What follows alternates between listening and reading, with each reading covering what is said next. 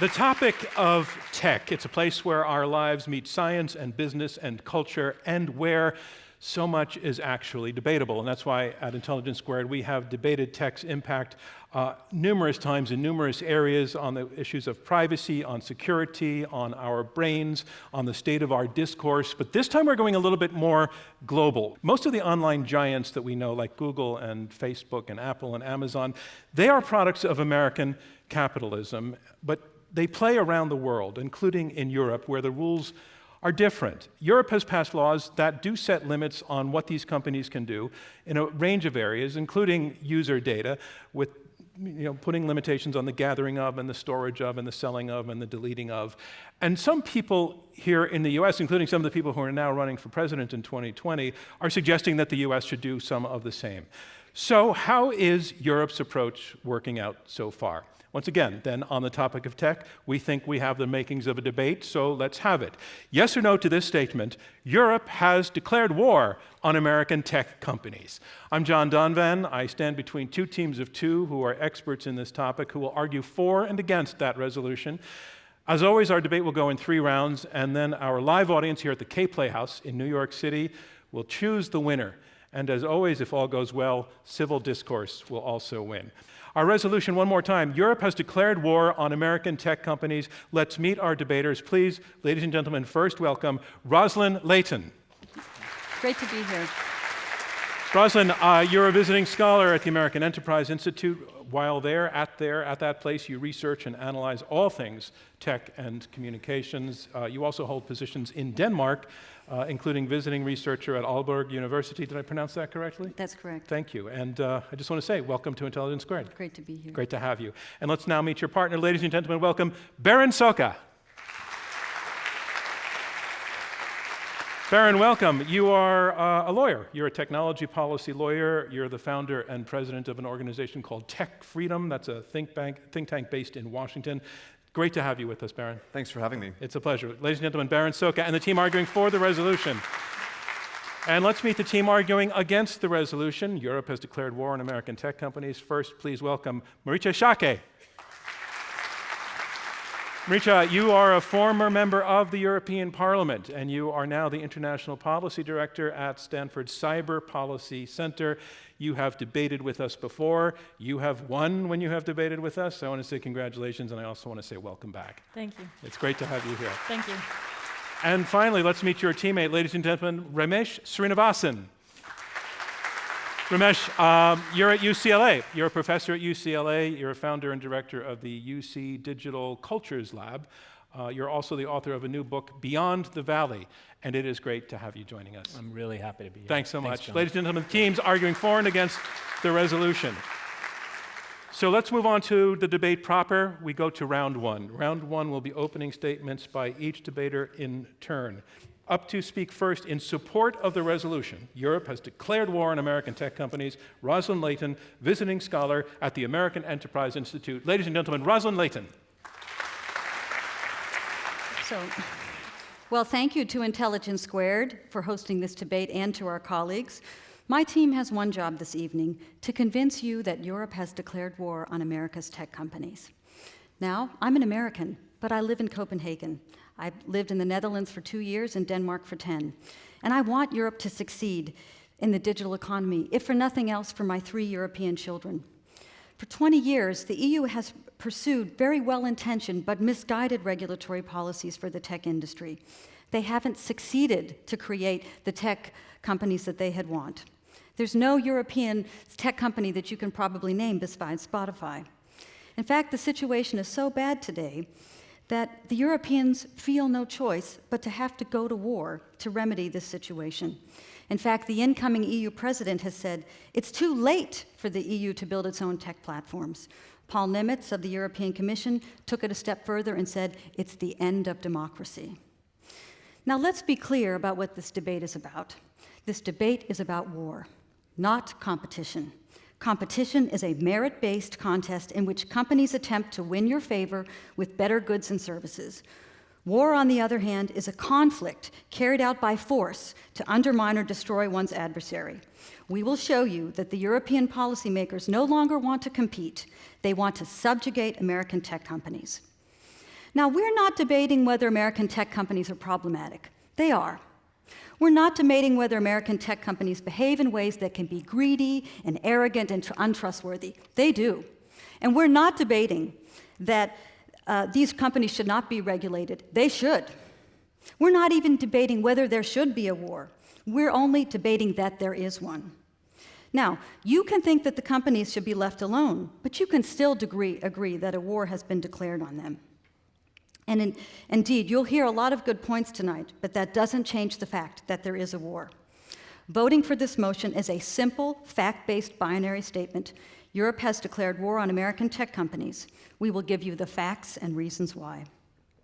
Now, our distinguished opponents are likely going to say, the EU's just conducting policy. They're not waging a war. Well, if you ask the European leaders, they'll say the time for policy is over. Now, the irony here, we just talked about GDPR. This is General Data Protection Regulation. It's proposed as a privacy.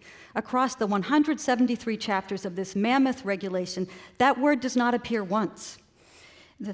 One day after it launched, 1,000 US startups stopped serving the EU because of 45 bone-crushing regulations that cost millions of dollars to implement.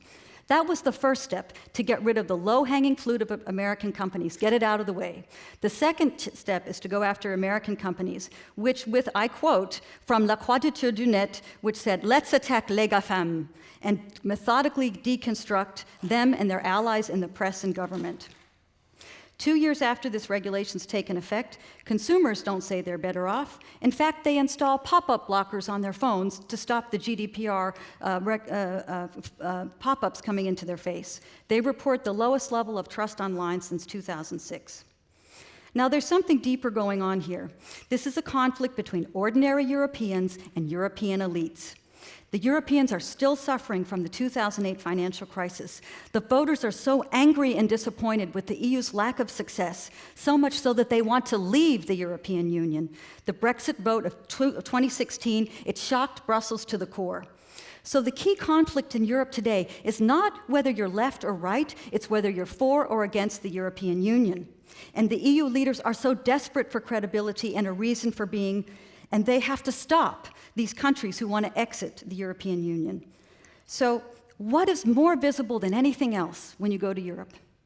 It's American technology. The iPhone, Google Maps, Amazon Prime, WhatsApp, you name it, all of these things that Europeans use. So the European leaders think if they can overcome American tech companies, if they can show the EU is good for something, then maybe they will love the European Union again. Now, it didn't have to be this way. In the year 2000, Europe thought it would lead the world in the tech economy. It was a time of optimism and promise. The communist countries were welcomed into the European Union. There was the euro and the GSM standard for global communication. Nokia and 5 other European companies made phones in Europe. Legendary startups like Skype and Angry Birds, and the region accounted for 1/3 of the world's total investment, and treasuries were filled with billions of euros from the spectrum auctions. But where is Europe today? 2 years behind on 5G, and the capital has gone away, and Nokia and Skype were bought by Microsoft. And all of this is so tragic because it didn't have to be that way. And there's so many deserving, well-educated, and hardworking people. So Europe has declared war on American tech companies, but it's a war of desperation. And these policies haven't worked, so they feel like there's only one option left. They have to dismantle the companies that stand in the way of their legitimacy. Now, Berin is going to describe the story in more detail. He'll show you it's not just a war against US tech, it's a war against our technological future. By the end of this debate, you will have no doubt that Europe has declared war on American tech companies, and you will be able to vote for this motion. Thank you, Roslyn Layton. And that motion, again, Europe has declared war on American tech companies, and here to make his opening statement against the resolution is Ramesh Srinivasan. He is founder and director of the U.S. Digital Cultures Lab. Ladies and gentlemen, Ramesh Srinivasan. Thank you, everyone. It's great to be here with you. I start with a quote. People around the world have called for comprehensive privacy regulation in line with the European Union's General Data Protection Regulation, what we call the GDPR. And I agree. I believe it would be good for the internet if other nations adopted regulations like these. Who said that? Mark Zuckerberg said that, founder and CEO of Facebook. Far from being at war with the European Union, we can see how in Zuckerberg's own words and stated desires, how European Union regulations, specifically the GDPR, which he cites, are consistent with the founder of Facebook's own stated goals. In my remarks today, I will explain why it's important to oppose this motion and why the European Union is not declaring war against American tech companies for several reasons. First of all, customer-focused branding. American technology companies are focused on customers in ways that respect their public appeal, in ways that are actually consistent with the European Union's own policies toward technology companies. So if you actually want to look at what the European Union is actually implementing, it's consistent with the branding and the public statements of American tech companies. Second, European Union regulations assist technology companies to reach their citizens and consumers. So, and you can see European Union as actually as conciliatory, as diplomats, as communicators with technology companies in this manner. Third, we can see actually how the European Union regulations actually support liberties of all kinds. They support the liberties of business interests, they support consumers, and they actually support a free market of ideas by supporting all these different types of interests. So let me start by just reminding us how the internet was founded. I'm at UCLA, and the first node of the internet is right next to my office. It's right next to where I go and get coffee sometimes, and run away from my students sometimes too. The internet was publicly funded by American taxpayers. What about the web? The web was a nonprofit scholarly communication system for scientists to share information with one another. So in a sense, there would be no internet without the government. There'd be no internet without public regulations of some form or public subsidies of some form. And in fact, there would be no technology companies without the internet, without the internet, and therefore the government itself. So let's look at these brands, as I spoke about earlier. Apple calls its retail centers town squares. It's almost like Apple appears to be something like the state or the government. Apple claims in its branding that its technology engages in privacy protections. Guess what privacy protections also sound like? Exactly the European Union's own regulations. Facebook. Mark Zuckerberg on multiple occasions has called Facebook the social infrastructure, note these words, for the global community.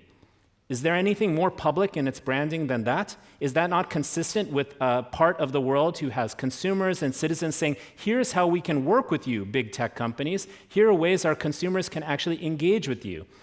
Amazon. In 2017, Jeff Bezos described Amazon as the Earth's most customer-centric company, and in other utterances, he's described Amazon as the ultimate marketplace. Again, a marketplace doesn't necessarily mean a privatized space. It actually means a place where we all contribute and share content, objects, books. Remember when Amazon was just books? Now it's everything, right? But it's peer-to-peer sharing, and that is a form of public virtuous exchange that technology companies profit off of.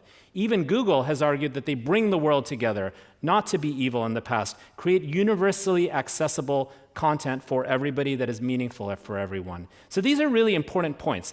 The public language and even the stated policies that are actually interpreted and stated externally by tech companies themselves are consistent with the European Union's regulations, which my wonderful partner Marietje is going to explain a little bit in her remarks. So we can actually see European Union regulations as assisting technology companies in their mission, in their stated mission.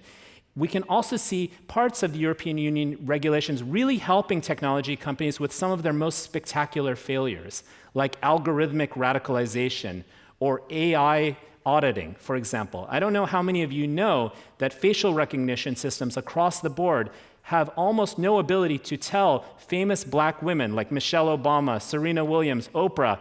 They often think that these women are male. The same is true with AI systems of all kinds, which we saw contribute to the radicalization that led to the Brexit vote, that led to the election in 2016, that influenced the election in various manners. So we can actually see this kind of component, the problems that technology companies face, actually be resolved by the European Union's own content. In a sense, the European Union is actually pointing us the way forward toward a humane world, a balanced world, one that supports the liberties, values, and freedoms of all of its stakeholders. And that's why I think it's extremely important to understand what the European Union is actually about. It's supporting people engaging with technologies and platforms and companies. It's about a relationship that we all build with one another. It's consistent, again, with the language that the tech companies speak. That is why I ask you all to really keep in mind these points and why you must vote against the motion that the European Union has declared war on American technology companies. Thank you so much. Thank you, Ramesh Srinivasan.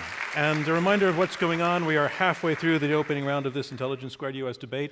I'm John Donvan. We have 4 debaters, 2 teams of 2, arguing it out over this resolution. Europe has declared war on American tech companies. You've heard from the first 2 debaters and now on to the third.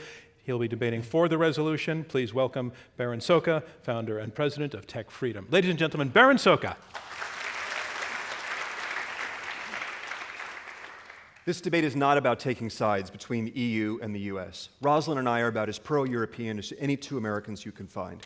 We both want to see Europe succeed. My father was German. He was a green energy pioneer. I've spent much of the last year navigating the process of German bureaucracy, of privacy laws, trying to collect the documentation that I need to claim my own German citizenship. And I've spent much of the last year in Europe. Who would live in the US these days if they didn't have to? Why would you stay in DC, right? I love Europe. I love being there. It's a great place to be an intellectual, to write about technology policy, to have debates about what the good life is and what policy should be. It's a terrible place, though, to build a business. The European Commission has recognized this. At a briefing recently in DC, someone asked a European Commission representative, why hasn't Europe succeeded? And his answer was, well, the problem maybe is a lack of ambition and talent. In other words, the problem, he claimed, wasn't the EU or its laws or its regulations, it was Europeans themselves. I was reminded of what Bertolt Brecht, the great East German dissident, said, that would it not be simpler for the government to dissolve the people and elect another? Well, I don't think that the problem is Europeans, and neither should you. Europe produces plenty of bright, creative, and ambitious people. I meet them all the time, right here in New York and in San Francisco. They're everywhere. But the best ones come here. That's what makes this country great. So if there's a problem in Europe, it's a brain drain. It's because the best and most ambitious and most creative people can't build the businesses they want in Europe. They can't make them succeed. What makes the United States great isn't Americans. It's our ability to draw foreigners. Half of the employees at tech companies in San Francisco are foreign. 71% in the Bay Area are foreign, and many of those are Europeans. They're coming here because this country offers them a framework that allows them to succeed in digital technology. Yes, of course Europeans succeed in other areas. They build great trains and great airplanes and great green technologies, but they struggle in digital technologies where disruption matters most, where the pace of innovation matters most, and where the regulatory framework has really crushed them. And this is not a new problem. This goes back in 2000. There was twice as much venture capital funding in the United States. 2005 to 2007, 6 times as much investment in internet platforms in Europe as in the United States. And this is not just about the big companies. That's what Ramesh has been talking about. This is about small companies. For companies under $5 million in funding across 2000 to 2015, there was twice as much funding available in the US as in Europe, and 4 times for companies under $10 million. So the EU has talked about throwing money at the problem. That's not going to work. The problem is fundamentally about legal regimes, and it's about the underlying assumptions that those legal regimes rest on. The new EU president has announced that new technologies can never mean new values. But when those values are control and stability, those values become fatal to European success. What has made the United States successful is the values of openness and learning and experimentation. That's why people come here. Those are the secrets to American success. That's what we mean when we talk about permissionless innovation. In Europe, that's impossible. And let me give you a few quick examples as a lawyer. First and foremost, platform responsibility. Today's internet is about users. What internet users want is to be able to create content and share it with other users. Netflix and Spotify are great, but that's not really what we're talking about. We're talking about being able to create content online, and European law holds platforms, websites, responsible for essentially everything that their users say and do. The United States, we recognize that that's crazy. It's impossible to expect that websites can filter and monitor and be responsible for content the same way that newspapers monitor every letter to the editor. That law has made the single biggest difference between the United States and the rest of the world of anything. And unfortunately, the Europeans are only going to make their law worse. Under their approach, something like Wikipedia could never have gotten off the ground. We see the same thing on copyright. Spotify has succeeded in Europe because, in part, European copyright law hasn't been that different in the past from the US, but it's about to get a heck of a lot worse. You might have heard about the European Union cracking down, demanding that news sites have the right to decide whether you can link to their stories and whether they have to charge for payment.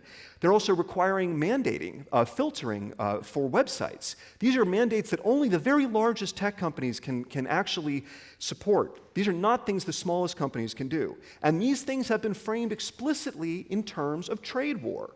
This is about control, about making sure that European companies don't have to change and adapt. The same is true for privacy, right? The GDPR isn't really about privacy. It's about that framework of control and stabilities. It's a system of controls that the biggest companies, yes, the biggest companies have adapted. They can manage those things. The smallest companies can't, and neither can nonprofits. In my research, I came across genealogy.net, the largest German genealogical site. For 23 years, volunteers provided genealogical information to anybody who wanted it. But GDPR came along and they had to shut down. They could not do business, a nonprofit non-business, of offering their service as volunteers in the world of GDPR. That's the kind of response that the market has shown to European regulation. Churches have stopped sending out bulletins to their users. The first privacy case in Europe to have criminal penalties back in 2003 was about a church member sending out a bulletin to her email distribution list. And finally, the European Court of Justice could literally shut off data flows between the United States and Europe overnight. What is that if not a war? It is a trade war. It is about the European mentality of control, and it's killing Europe. Thank you, Berin Szóka. Our final speaker on the resolution, Europe has declared war on American tech companies, Marietje Schaake. She's a former MEP and International Policy Director, now at Stanford Cyber Policy Center. Ladies and gentlemen, Marietje Schaake. Good evening, ladies and gentlemen. My name is Marietje. I come from Europe, and I come in peace. I thought I should repeat this with the very, very strong proposition that Europe has declared war on American tech companies. Now, I don't know how many of you have recently spoken to people who've actually experienced war. In Iraq, in Syria, and in too many places all over the world, we see bloodshed, violence, refugees, displacement, rape, and the worst kinds of atrocities that we can imagine. And I'm very glad to say that Europe and the United States are not at war. In fact, we're living in peace. Thanks to the coalition that we've had since World War II, we live in peace. Now, does it mean that we always agree on everything? No. But words have meaning, and let's not throw big words like war around frivolously. We have too many people throwing around big words too lightly, if you ask me. Now, generally, and I do think that that's where war in this context is important, a lot of Europeans, people that I served alongside with in the European Parliament, have vivid memories of what war actually means and what repression means. I had the honor to serve next to anti-communism resistance heroes who in their own lifetime have served prison sentences for expressing themselves freely and who have been subject to surveillance by Stasi and other kinds of state intelligence surveillance. So is it any wonder that with that experience in Europe, people are sensitive, not to say allergic, to the abuse of power, intrusion, and surveillance, also through technological and ever more sophisticated means of their private communications and their everyday moves? The right to privacy in Europe is a fundamental right, and that also means that governments have to protect their citizens from abuse. Now, the way I think of regulation is not against American tech companies or against much at all, but really for protecting fundamental rights, for safeguarding security, including cybersecurity, safeguarding fair competition, having some rules of the road in the economy, making sure that AI doesn't disrupt our societies in ways that discriminates. Discrimination is illegal offline, it should not be legal online or tolerated online. Now, is it always easy? Do all Europeans agree that this is the way forward and this is how we should deal with tech companies? No. There are heated debates, political debates, big disagreements, lobby efforts, debates like the one we're having tonight before votes on amended laws are taken. And that is how it should be in a democracy. But suggesting that tech companies are facing a declaration of war from the European side is like suggesting that child safety measures are a declaration of war against Chinese toy companies, or that medicine safety and other health requirements are a declaration of war against Swiss pharma companies, or that airbag and other kinds of car requirements that make you and I safe when we go on the road are a declaration of war against Japanese car makers. Can it get any more preposterous? This is not to say that Europeans should decide for Americans what they should do. I believe members of Congress, to the extent that they can work it out together, the FTC, the FCC, and other democratically mandated regulators should decide for you, for Americans, what the proper rules should be. I was looking online before we started this debate, and it turns out that the FTC took a product off the market. It's a product that allows spouses to spy on each other, but it was so poorly protected that the FTC said, no more until better safety measures are taken. I hope none of you are subject to these kinds of services, but they're available freely on the market, and that is allowed in this country. I think there's awakening up here in America that a lot of people think there might be room for more oversight and more rules for the digital economy. I follow this debate with great interest. I also note that when antitrust measures are announced, tech companies are hiring lobbyists for millions and millions of dollars, and up to 75% of lobbyists hired come from congressional offices that will be directly involved in regulating on the antitrust. This revolving door, it's your American freedom to work that way. That is up to you. But similarly, it is up to European lawmakers, those who are democratically mandated, to regulate for the kinds of safeguards of fundamental rights and freedoms, for a fair economy, against discrimination and whatnot in the way that they see fit. And in fact, the EU has inspired Tim Cook, CEO of Apple, who called for privacy laws mirroring European ones. Mark Zuckerberg called for content moderation regulations so that they don't have to make those decisions. Brad Smith of Microsoft also called for regulating facial recognition technologies. And actually, Microsoft is an interesting example. It's faced strong antitrust measures and is still one of the largest tech companies in the world. So, to conclude, I would say it is absolutely necessary that democratically mandated lawmakers regulate for the protection of very, very elementary freedoms and rights of people, fair competition in our economies. It has nothing to do with the atrocities of war, and I'm very happy because I stand here with a big transatlantic heart. Vote against the motion, Europe has declared war on American tech companies, and let's continue the debate on how we can do regulation in a democratic way together. Because in all of this debate, we haven't mentioned China, that is actually developing a governance model of technology that goes against all the liberties and freedoms that we cherish in the free world. Thank you. Thank you, Marietje, Schaake, and that concludes round one of this Intelligence Squared US debate, where our resolution is Europe has declared war on American tech companies. Now we move on to round two, and round two is where the debaters address one another directly, and they also take questions from me, and in a little bit of time, questions from you, our live audience here in New York.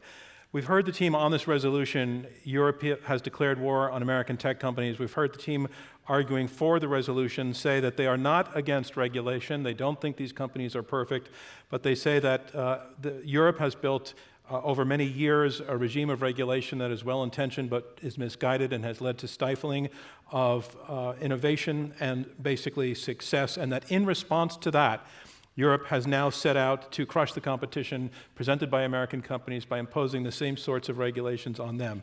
In other words, they are talking about the motivation behind the regulation. After Europe blew it, this was Europe's way of catching up. They say that Europe is a terrible place to do business and that the motivation behind these regulations is about control, not supporting or providing conducive environments for the success of American businesses there.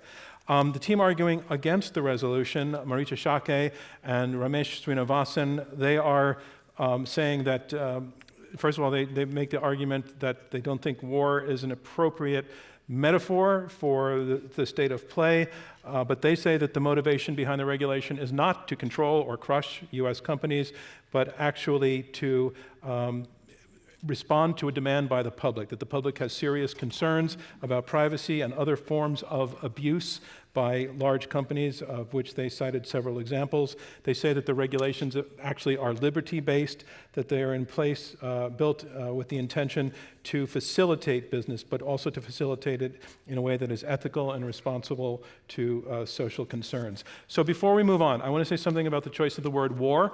It was our choice. This team rose to the occasion of using that metaphor.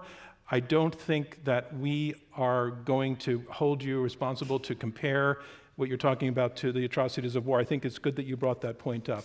I think what the point we're trying to say, and you actually made this point in your opening statement, Roslyn, is that you believe the motivations of the regulation are, in fact, to crush and destroy the competition. That in that sense, the regulations are not benign, but they're actually motivated by a desire that goes beyond competition. So having cleared that up, I want to actually start by going to you, Berin, and there's a point you made that puzzled me and how it fits into your argument. You were saying that the regulations in Europe have driven Europe's best talent to Silicon Valley, which sounds to me like European regulations are doing American companies a favor. So can you please pack that into your argument? Sure. Well, in any war, there are always refugees, right? So Europe's best and brightest have come here, and we welcome them with open arms. But look, this is a war, right? Clausewitz said that war is the continuation of politics by other means. We have trade wars. This country, unfortunately, is engaged in a series of self-defeating, moronic trade wars at the moment, right? They're not trade wars that anyone in this room would support, just as I don't think that most Europeans support the war that I think that the European regulatory establishment is engaging in, but they are engaging in that war nonetheless. And I want to be clear about this.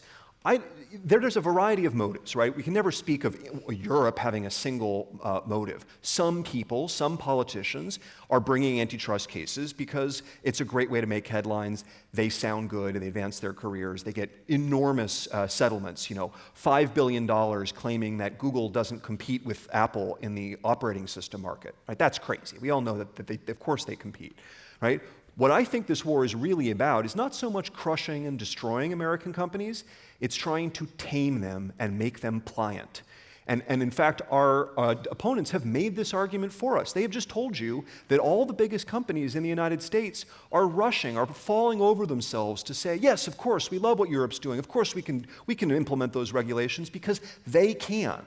I'm not concerned about that. Well, let me break in, because you made a number of points. I want to let Ramesh respond to some of what you just said. Yeah, sure. So a couple of quick points. First of all, the web, you may not know this, the web was actually created in Switzerland by a British person. So you want to talk about some sort of innovation that has blown our world over, the web comes out of the European Union. A second point is that almost every major technology company has a substantial set of offices or employees in the European Union itself. A big reason why so much of these technology companies have emerged is, of course, because Americans are brilliant and wonderful, and there's a great environment for that, but also because of the early adopter situation. But Ramesh, yes. Can you be responsive to the point that Berin was making, that it's really about control, it's about taming, it's about bringing these companies down? I'd say down a notch. So if that were the case, if what I read from Mark Zuckerberg was actually if that was actually the point that he was trying to make, he would be out as CEO the next day, right? Because Mark Zuckerberg's goal is one goal primarily, right, which is to grow his company, allow his company to expand. So what Mark Zuckerberg is clearly identifying, which we also see, and that was the point I tried to make by the sort of stated policies and behaviors to some extent of every American tech company, is to try to attempt to develop some balance at this point. And that balance is consistent with the EU regulation. So my point, again, is that this argument is really, these leaders of tech companies are not doing this because they are tamed. They're doing this because they're realizing there's a pathway forward whereby they can avoid all of these huge problems that have emerged in the last several years. Okay, so Roslyn, what we're hearing your opponent saying is that, bottom line, Ramesh is arguing that the regulations, you're not quite putting this away, but are doing these companies a favor. They're giving them assistive situations. Right. So if we accept that they're profit-maximizing companies, I would be very concerned as a policymaker when any tech company comes to my door and says, please regulate me, because there's a profit motive behind it. This is a touchstone concept in the economics literature called regulatory capture. Regulation is created by industry and it's operated for its benefit. There is nothing that the EU would like better than to have maybe 2 or 3 large American tech companies which it lords over and controls all the little things, and it's all going the way the EU wants for its 5-year plan, rolling out this time at version number 7 in the 7th month at the 9th hour, and so on. That's how they want to do it. Now, Americans know it doesn't work that way, but we have this kind of history where government and industry makes an unholy alliance. Look at the Ma Bell telephone network, 1913, set up to say universal service. This meant that one company gets to control the market, and the government blessed that. So all of that history over the 20th century, it was so bad, the prices were so high, the innovation was so deterred that the Department of Justice had to break up the collusion between the FCC and the private company. And if you want a current example, look no further than California and all the fires. It's PG&E. It is a government publicly owned utility with oversight by the California Public Utilities Commission, which is literally causing fires. This is the court's decision. People are losing lives because these two entities collude. They cannot be held accountable because they're so tied closely together. So why couldn't that happen in Europe? I mean, why couldn't that happen to the benefit of the companies in Europe? Because your argument seems to be that the existence of the regulations is not to collude with the companies, but to crush the companies. Look, the Europeans are doing what regulators do, which is to try to create tame, regulated enterprises. And it is to their advantage that there are only, if they can't have European companies, what they'd rather have is pliant companies with offices in Europe that do their bidding, rather than the messiness of having a long tail of medium-sized and small-sized companies. Those are the companies that I'm concerned about. Those are the companies that are not possible to build and launch in Europe. Okay, Marietje, you've been very patient. Jump in. Well, I've just been amused at the talk about collusion these days in the United States. But back to the topic. The underlying assumption of the other team is that Silicon Valley is such an extraordinary success that Europeans are jealous up to a way that makes them aggressive, that has them declare war, and stop with no means to undermine this resounding success. Stop 1 second. That does sound to me like the argument that you're making. Is that? Can you say it one more time? I didn't hear it. Really? No, Let me continue. Where were you? Let me continue. Okay. I will explain. So I think the assumption is that European lawmakers, regulators are going after the sickeningly jealous-making success of Silicon Valley. Let me ask the audience, how many of you have recently been in San Francisco or Silicon Valley? I just want those who are not here but only listening to know that it looked like about 20%, 25% of the audience. Sure. That'll be my number. Yeah, at least. I think anyone who goes okay. to Silicon Valley, the heart of tech development in the United States these days, will see shocking homelessness, extraordinary inequality. If this is the paradise that Europeans are allegedly jealously looking at, I see more of a paradise lost. And the point is this: if you look at bigger and better companies, fine, there are a couple of huge companies that are very successful. But what is the impact for small and medium-sized enterprises? What will mom and pop stores think about Amazon? Amazon is not that big in Europe. This is much more a company that has impact on your neighborhoods, your delivery of services, etc. It is indeed a huge financial success, but I think it is important to look at society-wide impacts. I think there's more of that in Europe. Not so much against American companies. If you look at antitrust, there have been fines against Gazprom and Google alike, against Microsoft and milk makers. It is not about going after American tech companies. It is about preserving balance, preserving some rules, and making sure that our system, which is different from yours, continues to work, and that certain principles are not disrupted, no matter what the technological innovation. Roslyn. So I think what we're trying to make clear that the war is a symbolic one, it's a political war, but the point that we want to make, it is transparent if you want to find out for yourself. It's on the European Commission's website, the European Scoreboard. What we care about is the new business in Europe, the small or medium-sized enterprise. And you can look at data going back to the year 2000. There's hundreds of data points, but what you see in every single European country is that the small business may start, but it has a very hard time growing. They don't invest, they don't buy information technology, they don't sell outside their borders. And this is even a problem in the Nordic country. I live in Copenhagen. It's one of the leaders. I mean, Netherlands is another case.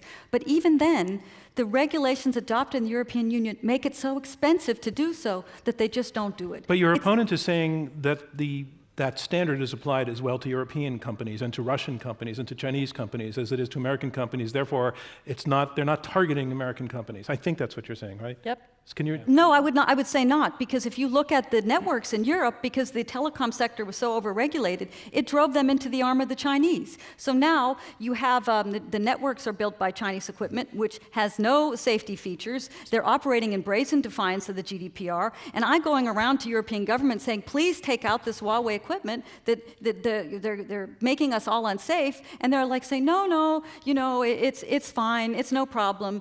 So what I'm trying to say, it's selective. It's a selective who they decide is going to be the bad person. Let me bring in Ramesh. No, Okay. go ahead. Okay, Marietje. I'll just speak to one point, and then Marietje is going to go directly at this.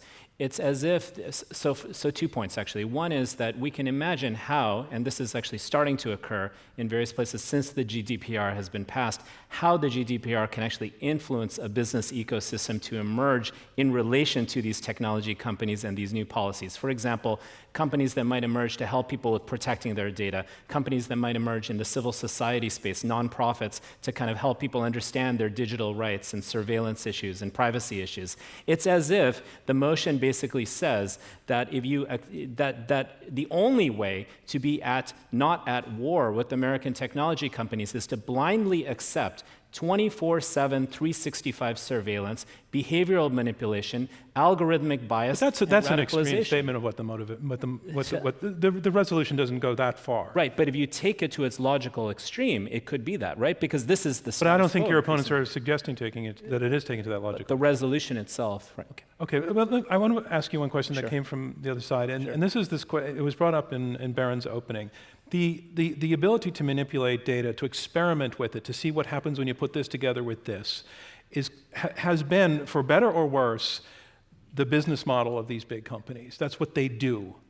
And they don't like to have somebody tell them, you can't do this, you can't do that, you have to check ahead of time. They don't know what the outcome might be, they want to wander. That this is what they do as a core thing, and that the regulations, and they do it better than European companies are doing. So by targeting that sort of thing, by requiring permissions and putting limitations on what they can do with data, that it goes directly at the business models of these companies. And I want us to take on that, even if to hit it out of the ballpark, but I want to see what you say. Shall I or Marietje? Either Okay, one of okay. you, yeah. I mean, for me, for me, that's sort of a potential statement of reality in terms of what the companies are about. But that's not the only way in which they have to be, right? And that actually, and for example, several folks in my new book, Beyond the Valley, I interviewed several senior executives at the big tech companies, and they are currently doing A/B testing, which means you kind of test things out with different kinds of approaches toward your users. And they say, if we want to do some disclosure to our users about what we might be collecting about them, or why you might see what you see, for example, with Google searches or algorithms that you see displaying content on Facebook, we want to see whether that can actually also maximize our returns as well. So if you argue that the business model is sort of static in this sense, that actually doesn't describe what how these companies operate. Okay, Berin, you've been very patient.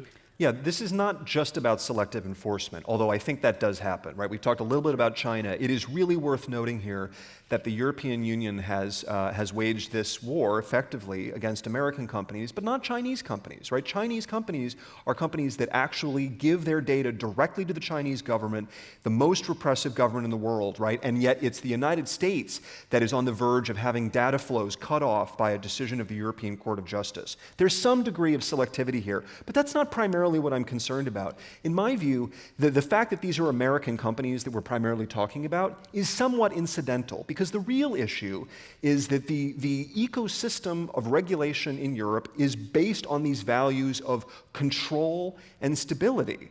They're not able to deal, yes, of course there are real problems, right? But they're not able to deal with those problems in a flexible, dynamic way. Their response again and again is control. And I'll just give you just two quick examples. We've heard a few times the other side talk about discrimination. Algorithmic discrimination is a real problem. There are real patterns of discrimination in the world that we need to study and understand. One of the most important patterns of discrimination is how judges decide cases. Are they making decisions based on racial bias, for example, right? We want to know that. Everyone in this room wants to know if there's a racist judge out there. And yet in France, that is illegal, subject to criminal sanctions. You are not allowed to use what is called judicial analytics because the French think that that's going to corrupt their Platonic system of justice. That's the kind of control that I'm talking about. I'll give you a second quick example. Right now, at Gay Pride this year in Paris, the number one issue that every lesbian in that parade marched about was the fact that the French government prohibits, not just will not fund, but prohibits anyone who is not a heterosexual couple from getting in vitro fertilization. Right? Has nothing to do with digital technology, but it's an example of the mentality of control, that the state should decide when particular technologies should be used. That's what I'm talking about. That's the war. It's a war against the unplanned, against the open society by people who claim that they are defenders of the open society. Let me go to the other side. And Marietje, we haven't heard from you, but it looks like Ramesh wants to speak, but you sort it out. Please. Well, I'll try to stick to the topic first and foremost. And what always happens when you're someone from Europe that's invited to speak somewhere, that you're almost made to defend everything that happens in Europe, and that's not what I'm going to do. I just spent 10 years in the European Parliament arguing with my colleagues, arguing against a number of measures of the European Commission, a lack of awareness of the national security risks of, for example, Huawei technology. So I'm not here to defend all, and especially not French policies, mind you, what is happening in Europe. But I want to pick up on an important point that the other team has made, and that is that there is some kind of selection and a specific focus on American companies. That is not at all the case. The approach is principled, and the reason why a number of American companies are in view is actually that they are so successful. If we're listening to the other side arguing, it sounds as if, you know, these companies have no opportunities to do business in Europe, that they're being chased away, and that it is all very, very barren over there. No, the European market is still one of the major markets for all the tech companies that we mentioned, large and small. And I actually think it is an extraordinary success of Silicon Valley's entrepreneurship, of the ecosystem of acquiring capital, talent. I hope it stays that way with new immigration kinds of debates, et cetera, et cetera. But at the same time, I recognize also in the United States a wake-up call that it is not all fantastic and great for everybody the bigger these companies get, with the little oversight, especially over algorithms and other kinds of more and more used methodologies. And so I believe that the question also in America is not so much whether there will be regulation. That bridge has been crossed. The question will be what kind of regulation. And I argue that we need to work between America and Europe together on a democratic model, because while we're sitting here arguing the preposterous notion that there's a war from Europe going on against the United States, China is the laughing third that is gaining more and more power as we are in disagreement and not focusing on what the actual challenge is for our rights and freedoms also in the digital world. Bravo. So in my case, I just want to add that for all of you who've been to Europe, and I would guess that's a substantial number of you, this isn't a place of massive authoritarianism that we're entering into. This is not a place where people are controlled, they're herded. This isn't, the Handmaid's Tale we're talking about here. This is another experiment in democracy, another experiment in free market capitalism. And in fact, many aspects of control, if you want to apply them to the United States, also apply here. For example, with pro-choice and pro-life kinds of issues, or other issues as well. As far as this point that Berin made about courtrooms, what has actually been applied here in the United States, you may not believe this. Look at the reporting by ProPublica on this. We have been deploying algorithmic AI machine learning systems to advise judges on the possibility, like Minority Report style, on the probability that someone might commit a future crime or commit a future violent crime. And again and again and again, we're finding this blind technological deployment that is absent of the voices of people who might be vulnerable in such a situation is criminalizing people of color and black people. We see the same deployment with automated technologies and AI technologies and human resources work against women for science and engineering jobs. Ramesh, I'm going to jump in, not because I don't think this is an important topic, but it's okay. It actually sounds like something that we'll probably take on a debate down the road. But we're getting a little bit off this question of whether that we're exploring of whether about Europe's motives and methods. So I want to move to audience questions at this point. Normally I go directly to the general audience, but tonight we're very fortunate to have two people in the audience who know this topic and who live this topic, and we want to go to them for questions first. So I want to start with Jeff Jarvis. And Jeff, if you could stand up, a mic will be brought to you. The both of you are front row center.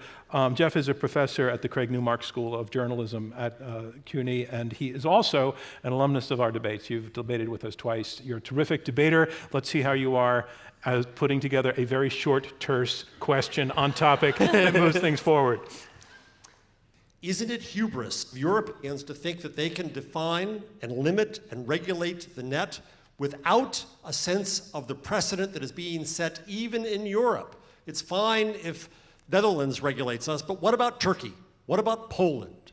What about Hungary? What about our own government in the United States? Who is to say that government is our best protector of our newfound overdue freedoms?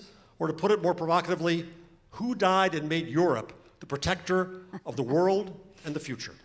Okay, that was a little bit debatey, that question, but but I'm gonna pass it. So, do you want to take it, Marietje?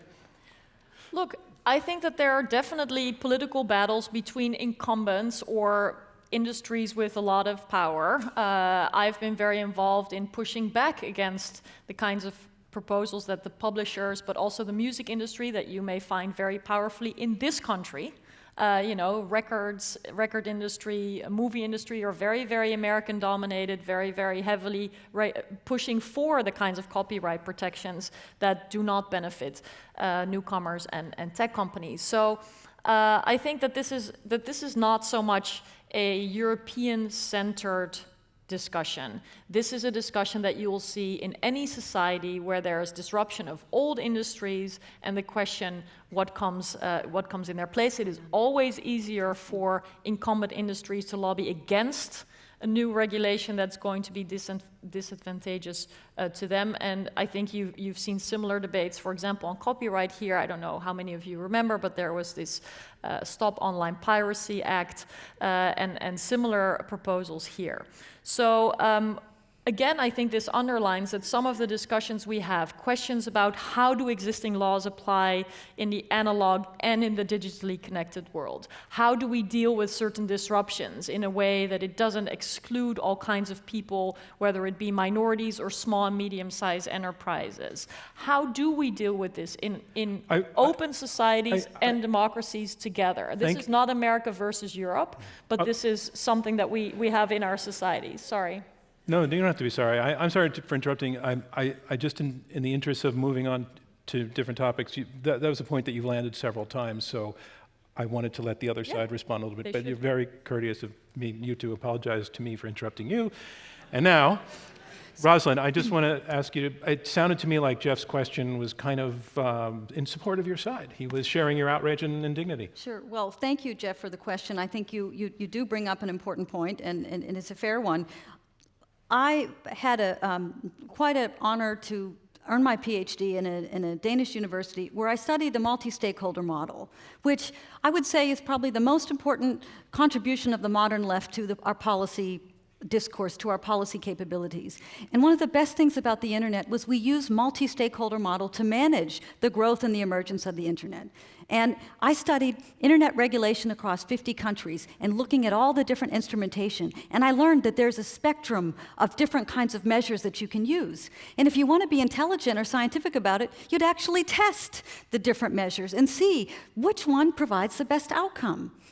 And, quite interestingly, multi-stakeholder works very well because it allows different stakeholders to come together. They can exchange information, they can learn, and the system can evolve. It's not static. Now, all of the things that are coming out of the EU today, unfortunately, it doesn't have to be this way. And of course, Denmark actually used Nordic countries are awesome at it. They are so brilliant at doing it. But I compared this kind of bottom-up approach to what you would see in maybe Holland or France, top-down command and control. Okay? When you have emergent technologies, you need to have things allowed to be tried. They have to be experimented. Then you have to test them. Now, we do have large platforms today. That doesn't mean that they get a pass, but there are new questions around artificial intelligence. If you read the GDPR explicitly, it's illegal to do that in the European Union today. You can make that argument. So what I would say is look at the spectrum of options, test them like a scientist would test them, make randomized controlled trials, and then make your decision. Okay, I feel like we just really departed and took a left turn on the topic that we're discussing. It's all very interesting, but at the end of the evening, you folks need to vote on what you think Europe is doing to these American companies. So, Anu, Bradford, I'd like you to rise and ask a question that's going to succeed in getting us to debate on that point. Anu, welcome to Intelligence Squared. You're a professor and director of the European Legal Studies Center at Columbia Law.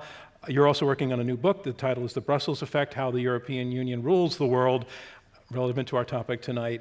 What's your perfectly constructed and extremely brief question that gets the debaters to elucidate more the question of whether Europe is at war with American tech companies? So thank you. So I guess my question is, who is declaring the war, if there is one, against the US tech companies? So could we rather not say that there may be a civil war that the American companies are fighting on the European territory? Or what Berin mentioned, the foreign talent that sustain the Silicon Valley's innovation base, the war that the American government has declared against letting that foreign talent further migrate into the United States? Wow, that nailed it. Thank you very much. You want to take it? Berin, do you want to take that? Yeah, it's a great question, and I should have made this point more clear. I don't think this is as simple as the US versus Europe. I think a lot of what's happening in Europe is that European policy is being weaponized by American companies against each other. The big tech companies are perfectly happy to have the GDPR as a regulatory barrier to entry. It costs millions of dollars to comply. Microsoft, Google, Facebook, of course they can handle those burdens. Smaller companies can't. In the United States, of course, we would love to have more European contributing to our economy. I'd be all in favor of that. I just want to give you two examples. So, can you make it one? SOPA. So Marietje mentioned the Stop Online Piracy Act of 2012, right? That law would have been draconian. It would have looked a lot like the copyright directive that's just passed in Europe. And the difference fundamentally between the United States and Europe is that we stopped that law because that law was fundamentally inconsistent with the American values of openness and experimentation. And in Europe, it has been controversial. I'm going to give Europeans credit, but that is now the law of the land. The values of control and stability triumph. It's not because Europe is authoritarian. It's because incumbent industries with established interests manage to continue to control the regulatory apparatus. Sometimes they're European, sometimes they're American, but the war that they're waging is essentially a war against the messy, unplannable future in which, frankly, those companies are all American. Because the companies are American. Yes. Okay. This is the critical point. To get back to the debate. So here look. Why do that? Okay. The critical point here is that European policymakers are essentially waging war against digital disruption, against the dynamism that has defined the digital revolution for 20 years. And on the other side of that debate, it just happens that all of the companies essentially whose burden this is falling upon are American because it's here in the United States that those companies have been able to take off. So you're saying it's not an anti-American animus, it's an anti-success animus. And it ends up being a war against American tech companies. I don't think it's because... And Roslyn, the other part of Anu Bradford's question, who declared war? Who's declared war on the U.S.? Yeah. So, and again, we're understanding that we're not meaning war in the very technical sense. So the thing is, we could have a whole evening discussing all the countries, the various levels of government, the different policy actors. It would be interesting.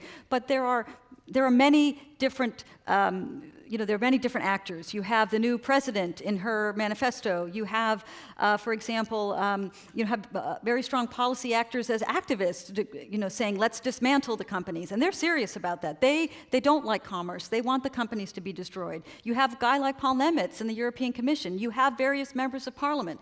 I don't say that they speak in a uniform voice, and they're not monolithic. You have many different nation states with different particular views. But there's a lot of grievances.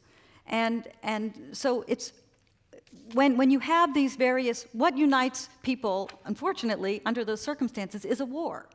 And to say these problems through our economy is because of the big tech industry, that's a great way to get people to pay attention to you and to vote for you.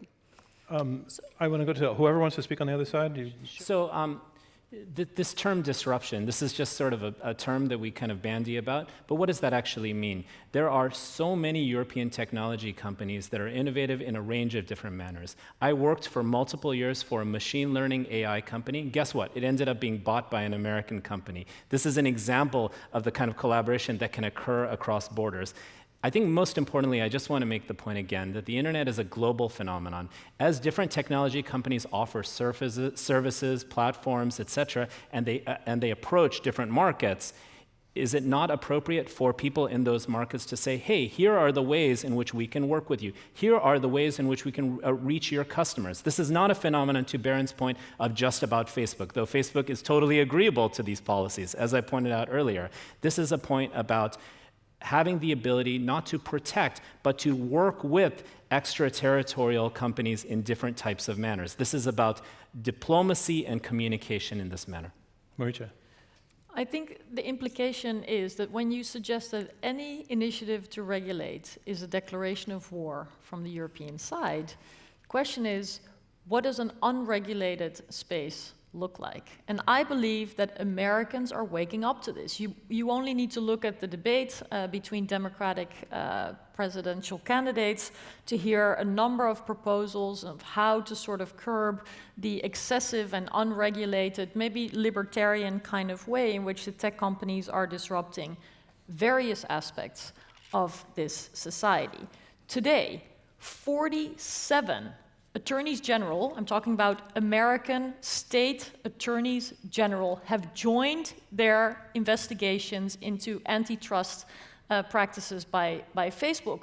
This has nothing to do with Europe. Maybe Europe was a little bit ahead in understanding the disruption, maybe because it confronted the European system of, for example, social welfare and the right to privacy in a slightly different way than it did American principles. But the idea that any regulatory initiative is an attack against the tech companies is something that this country, regulators and politicians in this country are not accepting anymore. I want to go to another audience question, but first I do feel that you're mischaracterizing the extremity of your opponent's argument. So let me just ask you, are you saying that any regulation amounts to an act of war? Just a yes or no? Absolutely not. Okay, I didn't think that you were. Let's go to some audience questions. If you raise your hand, I'll call on you.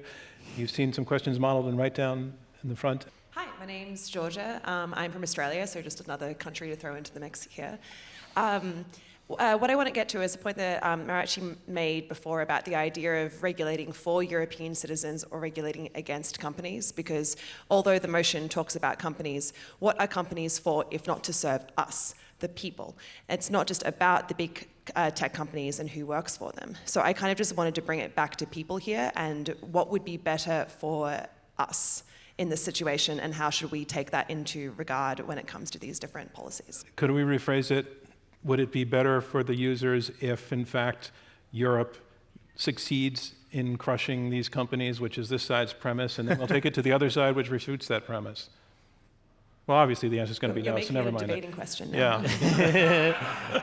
So absolutely. What the European Union has been putting forward is just an example of common sense balance, right? It's sort of, I have argued in my own personal work, in my new book, Beyond the Valley, for a digital bill of rights, a balanced digital world, right? As we see privatized technologies that we don't understand what's being gathered about us, we don't understand how that's being monetized, we don't even realize that our credit card records can be bought and sold. That's a place of invisibility, which can open itself to having very little control, which can also open itself to all of these problems we're starting to face. So what the European Union is doing is just leading in a way that in my mind is pro-innovation, is consistent with tech branding, right? Big tech branding at least, in a way that balances things, that is good for consumers, good for small businesses, good for big tech companies. Let me take George's question again to try to frame it in terms of what we're debating in the resolution to your opponent. So what I heard from Ramesh is his argument that the motivation behind the regulation is to do right by the customers. You're arguing that the motivation behind the regulation is to punish American companies for their success, that you need to give them room to catch up. So what about their argument that actually the motivation behind the regulations, the whole reason they exist, is not over a matter of competition and trying to create advantages, but is to do right by European users? I think the fundamental motivation is not punishing Americans, it's fear of the unknown and of people doing things differently, right? This is not about Europe over-regulating. This is about the fact that Europe effectively does not have a digital tech sector. That's the problem, right? If you get to the point where you don't have startups able to succeed, if all of your people leave, if small businesses can only succeed by being acquired and then moving to the United States, if the German genealogical volunteer group that I mentioned, an enormous volunteer organization, has to shut down, if 1,000 American news sites can't provide service to Europe because of the GDPR, you're doing regulation wrong. Right? You're no longer protecting users, you are making it impossible to provide service. That's what I'm describing as a war against technology, against the future, and against change. It doesn't require anti-American bias. It's not that people are just jealous. It's that they keep gripping the wheel harder, when what they really need to do is realize that, yeah, there are problems, but we need to work those out as we go. And the Obama administration, I think, had a pretty good approach to doing that. It was a multi-stakeholder approach. It was solidly an approach of the left, but it would have been very different on privacy. We have time for one more question, and Roslyn hasn't spoken in a while. Does somebody have a question that lives naturally in Roslyn's territory? Hi, Roslyn. I'm Virginia Heffernan. I still don't understand, and I know we're supposed to be very careful about the war metaphor, but since it's in the resolution, what counts as an act of war? So we've thrown around the word regulation a lot. I'll give you just one example how I, as a consumer, was influenced by some European regulation, even using the internet in the United States. So I'm a regular user of Twitter, compulsive, obsessive, lifelong user of Twitter. And I was getting, like a lot of people who are disinhibited by Twitter, I was making incendiary statements and hearing back in rape language and Nazi language. I need you to get to your question. Okay. So Germany instituted something where the tech company's Twitter was fined $6 million, something like that, for every 15 minutes that Nazi statements stood. As soon as that happened, I moved to virtual Germany. I set my location for Bad Wildbad, Germany on Twitter, and I've been free of Nazi language and rape language for 2 years. I can't say I feel especially inhibited. I don't know how innovation was cut down because of that, and I don't know how that could possibly constitute an act of war. So, well, good for you that you could move with your feet, and you have followed your bliss to go to a place where you're happier. Okay, no, I thought you said that you moved to Germany. Okay, so... I want to clear up for the people who can't hear that Virginia Heffernan has clarified that she moved virtually, through a VPN. Yeah. So... Right. So for you, what, in terms of... Germany and Brooklyn. Some of the European laws violate America's First Amendment. So whether you like that or not, any person who gets their First Amendment or company can take it to Supreme Court and it can be struck down. So that is the first challenge. Now, the thing that we're getting at is we accept that they're big companies. They need to have a higher standard. That's fair enough, okay? Twitter is one thing. We're talking about the bottom-up companies, the Twitter of tomorrow, or the church, or the genealogy company that's Berin. Can they afford to have the standard you're talking about? If we look at California, on January 1, they are set to put their version of the GDPR, which in my opinion is even more strict. It's going to cost California $70 billion, okay? The benefits are expected to be $5 billion. So the costs exceed the benefits by 14 times. And those who are going to bear the cost are the 99% of companies in California that have less than 500 employees. Now, I talk to a lot of people on the left who think it doesn't matter that it costs money, right? But it may matter to someone who wants to start a business that won't be able to use data, that will have to find a different field, a different area. And I think that that's what some people want. They don't want to have innovation in data. For me, I'm sorry. Yeah, Baron, I want to let the quickly. other side have a crack at this, and we're a little over time, so if you can do 15, 20 seconds. In your particular case, that's worked out well for you, but you're not seeing the unseen cost of that. Requiring platforms to take down content immediately means that they can't exercise any judgment in doing so, and anything that anyone might suggest might be harmful comes down. That means chilling a significant amount of speech. It makes it very difficult to operate a platform for discussion. Maybe Twitter can handle that. A lot of speech comes down. Certainly no one else can. And I'm concerned about all of the websites out there and their ability to operate, which they can't do in Europe. One more round from the against side. I'm giving Marietje all our time for Go this. for it. Yeah. Well, I think the question that you asked, or the example that you gave of the requirement under German law to take down pro-Nazi content, shows that this is not against American companies, but is for safeguarding principles that are typical for Germany, that are debated in Germany, but that come from a place that is legitimate. Not all Germans will agree that this is appropriate in 2019. Some Americans will like it, some Americans won't. I think that the point is that democratically elected representatives and governments have the legitimate right to look at how laws should apply, whether it's about tech companies or transport companies that are more traditional, whether it's companies from China or from the United States. And that is the whole point. What I see, and I've served in European Parliament for 10 years, I've been part of these heated debates of what the proper regulation is, how we should not regulate. I'm a liberal in the European sense, which means I believe in not so much regulation, believe it or not. It would be easy to get a different impression this evening, but I do think that even the most open markets, even the most open societies require some rules of the road for fairness, for fundamental rights protection, and for preserving freedoms. And that concludes round 2 of our Intelligence Squared US debate, where our resolution is Europe has declared war on American tech companies. And here's where we are. We are about to hear brief closing statements from each debater in turn again. They will be 2 minutes each. This is their last chance to prove to you which side is more persuasive, because right after they speak and sit down, you're going to vote one more time and choose our winner. On to round 3, closing statements. To make her closing statement against the resolution, Europe has declared war on American tech companies. Here is Roslyn Layton, visiting scholar at the American Enterprise Institute.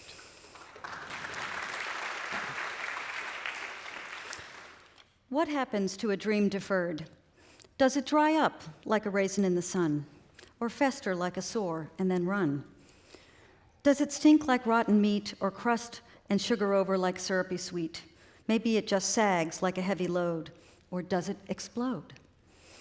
So this is Langston Hughes, and he was living in this area of New York, and I love that poem so much because to me it represents all of the potential that we miss today. I would prefer an ugly lie over the beautiful truth. And in my day-to-day, I come across so many policies that sound wonderful. But my job is to test, do they actually do what they say? And I have seen so many things from the European Union saying, we're doing this for the people. But when I look at what the people say themselves in the statistics over time, that their trust in the European Union, in the actual policies, is at the lowest point. So I would say it may sound great, but we actually have to test and see what happens. So As Berin has, he's alluded to the Prussian military theorist Clausewitz, who lived through the Napoleonic Wars. And at the time, it was quite glorious, you know, it is Sweden becoming to die and be glorious and whatnot. We know it's very terrible. But there was a way to try to say, well, there's somehow a morality to it. And as you know, we didn't pick today's framing, but we thought that it had an important symbolic meaning. And I would say that policymakers will frequently use this kind of a rhetoric to say what they're doing, because they'll use morality to describe the policy. So in this case, the way that they've talked about the American tech companies, that they want to break them up, that they want to destroy them, that they want to put them under European control, it does amount to a type of war. And so I hope you've seen tonight that we've shown you that Europe has declared war on American tech companies. And I ask you to vote for this motion. Thank you, Roslyn. Layton. And the position against the motion, Europe has declared war on American tech companies, its first speaker summarizing will be Ramesh Srinivasan, who is professor at UCLA. Thank you all. It's been a pleasure to join you, pleasure to debate with you. I want to first bring to your attention a Vox poll that was done recently, right here in the United States. Americans across political stripes, across economic classes, across geographic regions, all together support technology regulation. In what way? A far more powerful set of regulations, breaking up technology companies than what we see proposed by the European Union. So what we actually see occurring here is this groundswell that is global in its scope, wanting a balanced world, wanting approaches like regulations that have been good for tech companies. Think about net neutrality as an example. That's the best friend to many big tech companies.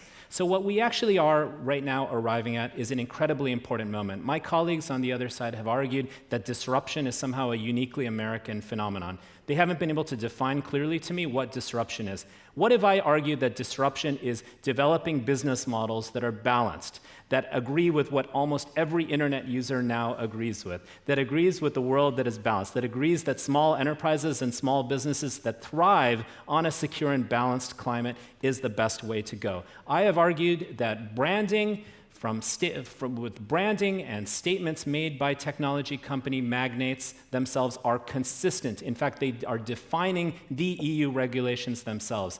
I have not seen any evidence that the European Union, in fact, my personal experience is the opposite, that the European Union is not a place for technology innovation. And in fact, the web itself comes from the European Union itself, much like the internet itself comes from public funding. Public-private partnerships are the way to go. There is no evidence that the European Union's regulations are harming businesses. There's no evidence that shows that European is some sort of defunct technological ecosystem.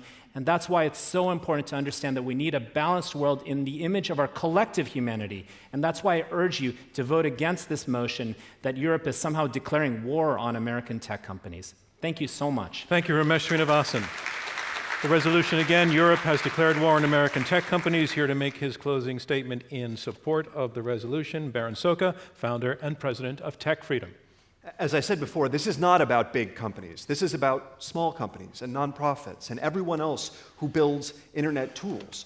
Those tools do not take off in Europe. It's simply not possible. They have taken off here in the United States because we've had a legal environment that makes it possible to hold user content without being sued for everything your users do. We have a system of copyright law that doesn't drive you out of business. The European Union has made it and is making it even more impossible to build those services. This is not an argument against regulation. You don't have to be a libertarian to recognize that there's a war here. This is about the United States making innovation possible and Europe not. That's the war. It's not about picking necessarily on American companies. No doubt, if there were successful European companies, European regulators would strangle them too. And the fact is, they already have. They just strangled them in the crib, so you never saw them. The only ones that exist exist because they're services like Spotify, right? They're great services. I love them. They don't rely on user content, right? They don't need the kind of protection that we have here in the United States that makes those services possible. Right? So the evidence is right in front of you. I've talked about the distinction in venture capital investing, and what you've heard from the other side is primarily the companies, they can live with this. Right? What they're talking about are the biggest companies. Yes, of course, those companies can always live with regulation. They love regulation. It's a moat around their business model, right? It protects them from disruption. But that's the disruption that I'm talking about. What I am most concerned about is that those companies can be disrupted, that someone new can come around and replace them. That happens in the United States. There is a cycle of that. That cycle has been short-circuited in Europe. And that's why I'm asking you to vote for this motion to recognize that, in fact, the Europeans, unfortunately, the European Union has declared war against American tech companies and indeed against the thing that has made innovation possible here in the United States, openness and experimentation, and instead Europeans are prizing control and stability. Thank you, Berin Szóka. And our final speaker against the motion, Marietje Schaake, former MEP and International Policy Director at Stanford's Cyber Policy Center. Well, what a wonderful way to end. I echo the hope that newcomers and competitors will have all the space to innovate in this country too, and that they're not bought or strangled by big tech companies before they can even exist. I can also assure you on the slightly more dramatic and emotional statements that we heard that when I go home to Amsterdam, I go back to a country that's one of the most innovative economies in the world with a very, very lively startup sector. It's certainly not a place where civil society and SMEs are strangled and where there's this third world kind of despair in the streets. In fact, I would say the opposite, and I invite you all to come and see for yourself. But to conclude, I actually wanted to go back to the questions that we got from the audience. The lady from Australia, I think, asked a very, very important question when she said, I would like to bring it back to the people and ask the panel, what is better? This is a great question. And actually, what is better? Is San Francisco's decision to ban facial recognition technology better for the people? Or is the new data protection law in California better, a more libertarian approach that we see in Silicon Valley as well? Or is European-driven research funding for artificial intelligence better? Or is Chinese technology safe, or is it rather very dangerous for us? What is better is the question that is debated in parliaments, in city councils, and in debating halls like this one tonight, every day. That is how democracy works, because the people do not agree what is better for them. But what I think is for sure is that it is better when the people in their parliaments and in their democracies decide than when shareholders decide. Because what shareholders believe generally and what their responsibility is to maximize profit. And often maximize efficiency, for example, of apps, screen time, and more addiction of children. It's all better for profit.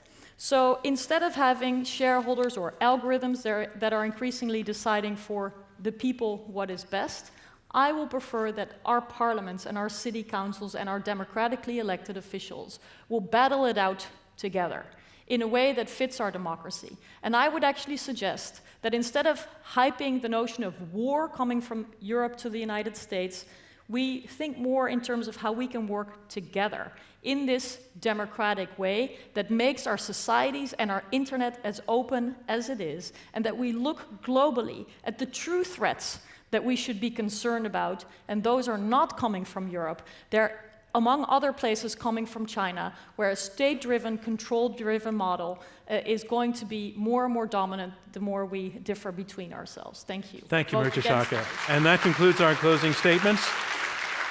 And now it's time to learn which side you have argued the best. So now it's time for you to vote the second time. And I want to clarify something. Victory for, in this organization, this program, victory goes to the team whose numbers go up the most from the first to the second vote. It's not the absolute vote, it's the shift, it's the pull from one side to the other, because what we're looking at is the quality and the persuasiveness of the arguments that are made as judged by you. So while you're doing that, I have a couple things I wanted to say. First of all, this was kind of a technically complicated debate. It got a little bit into technology, a little bit into law, a little bit into morality, a little bit into politics, a little bit into history. There were a lot of moving parts. Sometimes the train went a little bit off the tracks, but we kept pulling it back. I want to thank the debaters for cooperating with all of that, and also for doing this, having this argument in front of everybody in a spirit of respect You all obviously really like Europe, so that was pretty clear. And I think in the long run, you're all really basically believing in the same thing. You're just disagreeing a little bit on the means that get there. But what you were able to do is to have that conversation in a way that was civil and enlightening, and that's what we aim for here. So I want to thank you for how you did all of this tonight. I especially want to thank Jeff Jarvis and Anu Bradford for the questions that they brought to the conversation this evening, and to everybody else who got up and asked a question. I think this is the first time in a long time that I haven't had to turn down a question, so they were terrific, and I want to thank you for that as well. While we're waiting for the results, I just wanted to have this is not part of the competition any longer, but just curious to see what you think, since we were talking about regulation in Europe and the challenges there. We got into this a little bit about the situation here, but we're curious now, after we've done more than 170 debates about things going on around the world. If you take home this tech topic to the US, to the election coming up, do you think it's that the thing that we're going to be talking about, do you think it has a relevance, it will have a relevance, that we'll see it coming up in the presidential contest that unfolds both within the Democratic Party and then between the Democrat and whoever the Republican candidate turns out to be? Where do you see this going? And do you see ultimately 5 years from now, are we going to be living with a more regulated tech sector or not? Roslyn, you. So I've actually written on this topic. I think I would like to ask you to go to aei.org. I wrote a paper on tech policy in the midterms in 2018. And what I looked at was looking at the different, what drives people to the polls and traditionally economic questions. Tech policy can be helpful to create symbolic politics. It's a way to get different people to engage. But typically at the polls, people aren't necessarily thinking about the tech companies or tech policy. It's generally the wallet issues. But I do lay that out in the paper, and if people want to see it, it has a lot of interesting references and data. Marietje, what do you think? Now that you're out at Stanford, especially. It's already a topic. There's an actual battle, to stick with this evening's metaphor, going on between Mark Zuckerberg and Elizabeth Warren that you all could be a witness to. We hear the president of this country alleging that the tech platforms are, to the far left, maybe your other topic of debate, socialist as well. So the idea of are they politically nonpartisan? Are they able to determine the outcome of these elections? I think is a very lively question, especially after 2016. And I would hope, but let me just end with that as an observer of American politics, not as a voter, but as someone who appreciates the power of this country for better and for worse, that I hope that it can be a nonpartisan issue, that there not be foreign or other interference that undermines the democratic rights of the American people. I think that is hugely important. And for people to exercise that right, and I want to compliment you, it is very important to have a well-informed debate. And the question is, what is the impact of more and more online engagement, more and more young people looking for information online? Does it help a well-informed political debate or hurt it? I leave it up to you, but I wish for a well-informed debate and the rights of people protected. Let's hear from Ramesh and then give Berin the last word. Yeah, it's been a pleasure to join you all tonight. Two quick points. One is, we all remember in 2016, Facebook was the place where Americans got news dominantly more than any other platform. Of course, journalistic platforms publish their news onto Facebook, but it also became a place where we started to see content we didn't know where it came from. That's obviously going to be a huge issue yet again. Also, Trump's, unfortunately, baseless claim, President Trump's baseless claim that Google's sort of search results system altered millions of votes away from him in 2016, and even more votes away from the Republican Party in 2018. Those are sorts of issues, to Marietje's point, that we're going to have to rebut and deal with. But the last thing I'll say is, it's not, when we talk about technology, it's not just sort of technology platforms itself. It's the vehicle and the modalities by which our society and our world and our economies are changing. And that's why we saw in the last Democratic debate a lot of discussion. Fortunately, I was glad, about the gig economy, about automation and so on. So it's actually partly about the technologizing of human experience. And so what does that mean, and how do we ensure that our values as Americans are protected in relation to those trends, that we understand what we're getting into as well? Thank you. Berin?